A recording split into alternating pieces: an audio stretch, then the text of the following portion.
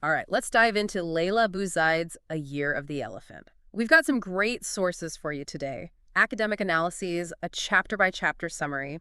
We're going to try and figure out just what makes this story set in Morocco resonate with people all over the world. Yeah, it's really something how Abu Zaid uses this personal story to give us a look into Morocco during a time of huge change after colonialism. Okay, so paint a picture for us. What's the scene in the novel? Well, the novel takes place during a period in Moroccan history called the Year of the Elephant. It wasn't a literal elephant or anything. It was a time of just massive upheaval and calamity. Which is pretty symbolic when you think about it, right? Right. You'll notice that this Year of the Elephant kind of runs parallel to the life of our main character, Salma. So it's like this crazy period mirrors her own journey. It's a year where she's forced to really confront her past and build a new future for herself. Gotcha. So tell us about Salma. Well, Salma's dealing with the recent death of her husband. He was like her anchor, but now she's alone. And she's trying to find her footing in a society that has all these expectations for how she should grieve. So even in death, her husband represents all these societal expectations, huh? Exactly. And she's caught between those traditions and this like burning desire for personal freedom. It's that classic struggle between what everyone expects of her and what she really wants for herself, right? Absolutely. And to make things even more interesting, we also get insights into another character, Zara. Her story really echoes Salma's in a lot of ways. She's going through a divorce, which is a huge social stigma in this society.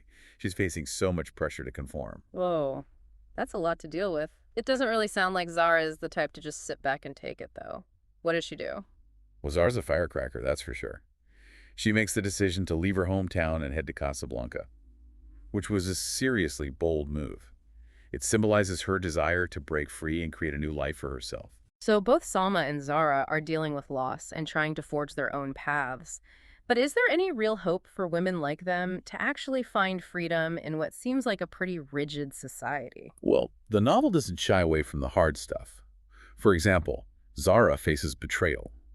When another woman in her community, Sophia, steals donated goods that were supposed to go to those in need, it's a reminder that even within their own circles, women face huge challenges. Oh, that's heartbreaking. It makes you wonder how these women find the strength to keep going. Well, what's inspiring is that within all these struggles, we see these little glimmers of hope.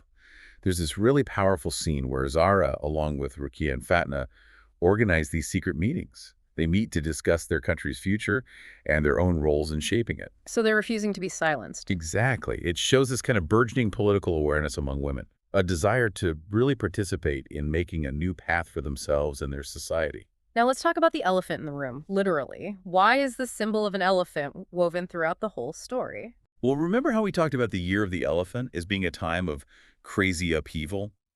Well, the elephant itself becomes this really strong metaphor for both destruction and rebirth. So it's not just a random animal, it represents these turbulent times and also the chance for something new to come out of the chaos. Exactly. And you can see how the elephant reflects both Salma's personal journey and the bigger societal shifts happening all around her. It's like a symbol of the old ways breaking down to make room for the new. So the novel is about way more than Salma's story, right? It really digs into the roles of women in this society. Right. Zara's experiences highlight this in a big way.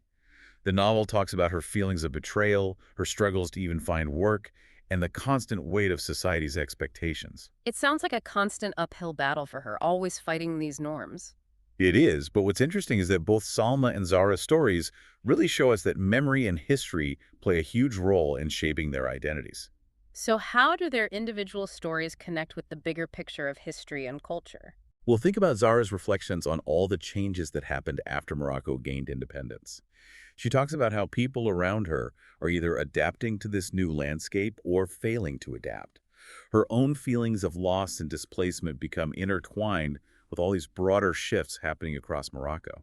So their individual experiences are like a tiny version of what's happening to the whole society. Exactly. The novel suggests that personal transformation is connected to bigger societal changes. You can't really have one without the other. So we've talked a lot about what's in the story, but I'm curious about how Abuzaid actually tells it. What is it about her writing style that makes this novel so captivating? Well, what's really interesting is that Awazad uses a really introspective and reflective narrative style. It allows you to connect with Salma's emotional roller coaster.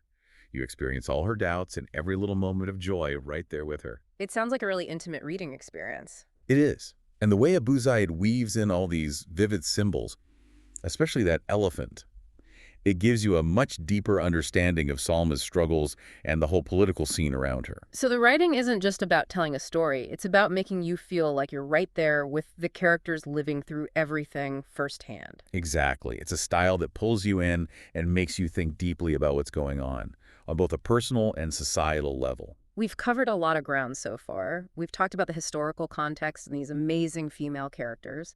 But I want to pause for a second and ask you, the listener, what stands out to you? What parts of this story connect with your own experiences? It's really quite amazing how a story set in Morocco can speak to such universal themes: loss, identity, the search for meaning. It just shows you the power of good writing. It can connect us all. It's like A Year of the Elephant is giving us this look into a different culture, but also reminding us that we're all dealing with similar human experiences, no matter where we're from. That's a great way to put it. Now, just so we're all on the same page here, the Year of the Elephant in the novel's title, is that an actual year, like 1956 or something?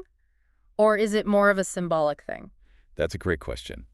Um, while it does refer to a specific historical period full of unrest, it's important to see it as a symbol in the novel. So it's not like you have to be a Moroccan history buff to understand the book. Not at all. Think of it as a powerful metaphor. It represents a time of upheaval and transformation for both the characters and Moroccan society as a whole. Got it. So it's more about capturing the feeling of that moment in history than getting bogged down in the specific details. Exactly. It really sets the stage for a story about personal and societal change, where everything's crumbling and something new is trying to come out of it. Okay, that makes a lot more sense.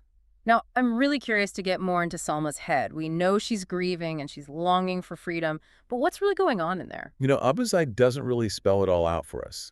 She wants us to think about these questions ourselves, which I think is what makes the book so interesting. So it's more about the journey than having everything laid out for you.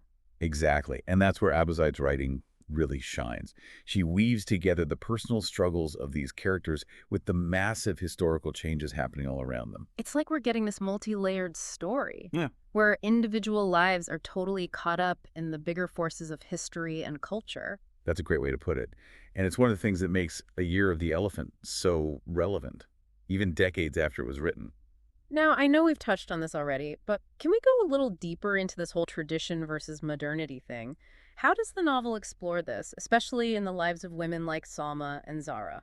That's a really important question. This tension is at the very heart of the novel. We see Salma struggling with all these expectations that are placed on women, especially after she loses her husband. She's expected to grieve a certain way, to fit back into this role that society has defined for her. But there's something inside her that's fighting back. Like she's realizing that the traditional path just isn't enough anymore. Exactly. And Zara's decision to move to Casablanca represents an even bigger break from tradition.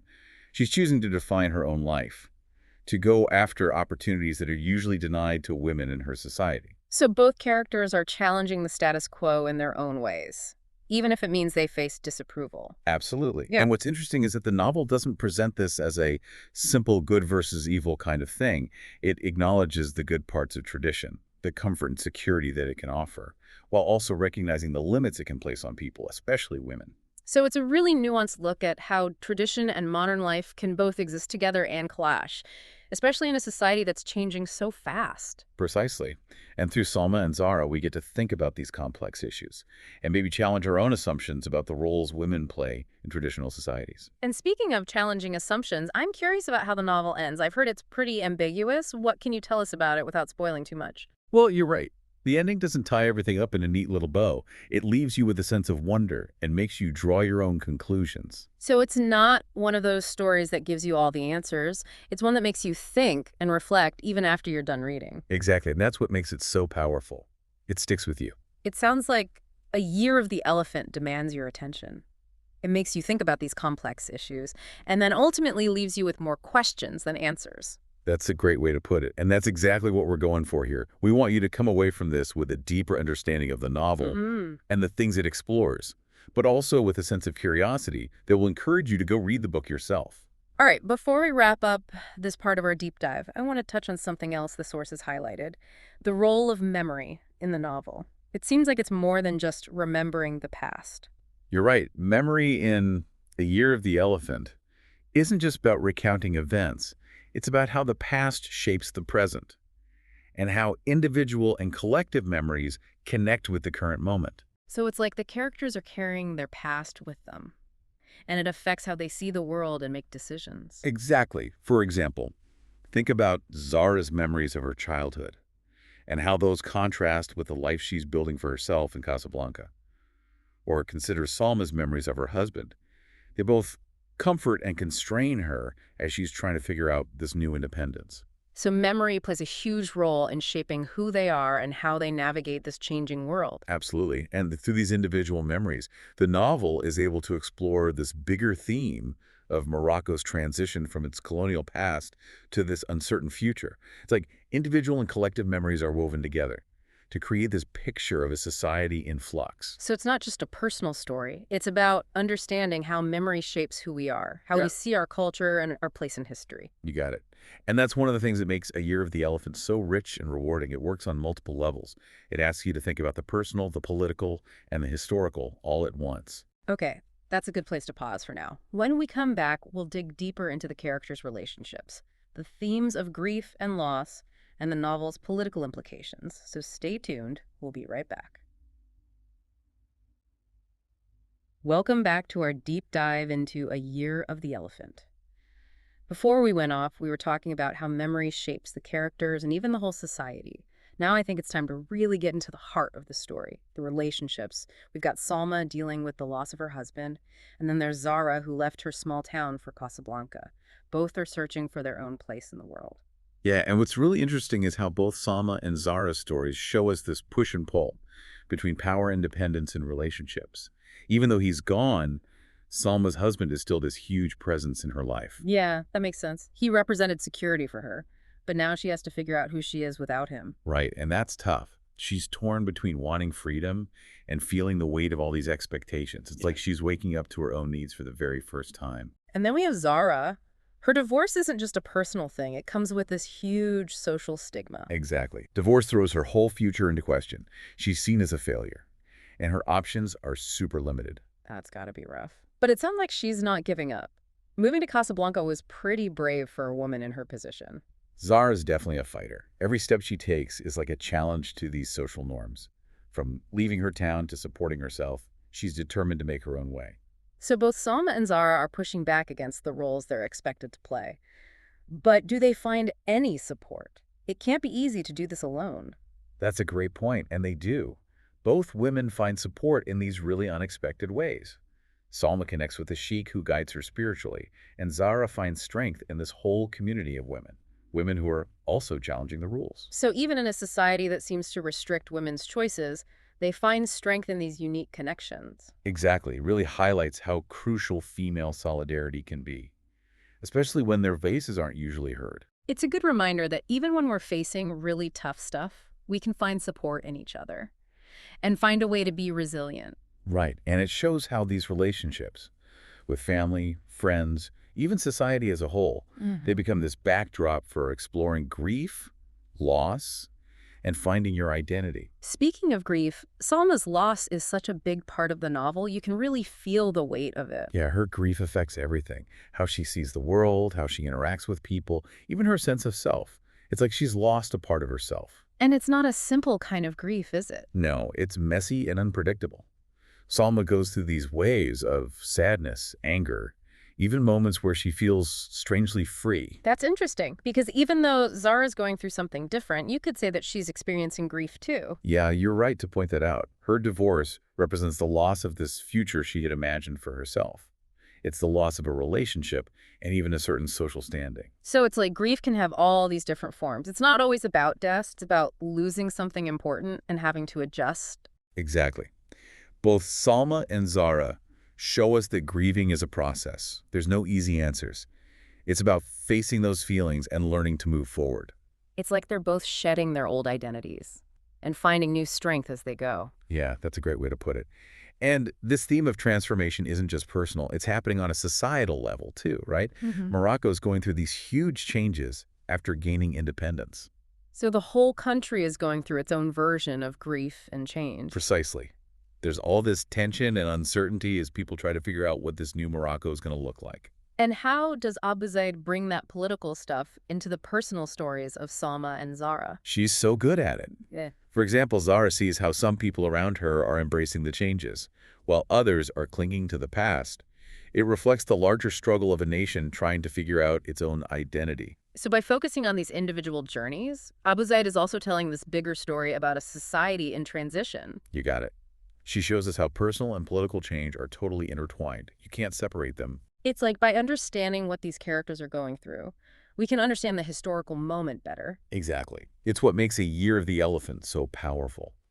It connects these individual stories to these larger themes of history, culture, and the search for identity. Okay, before we get to the last part of our deep dive, I gotta ask about the ending again. We talked about how it's open-ended. Did that leave you feeling satisfied as a reader? Or did you want more?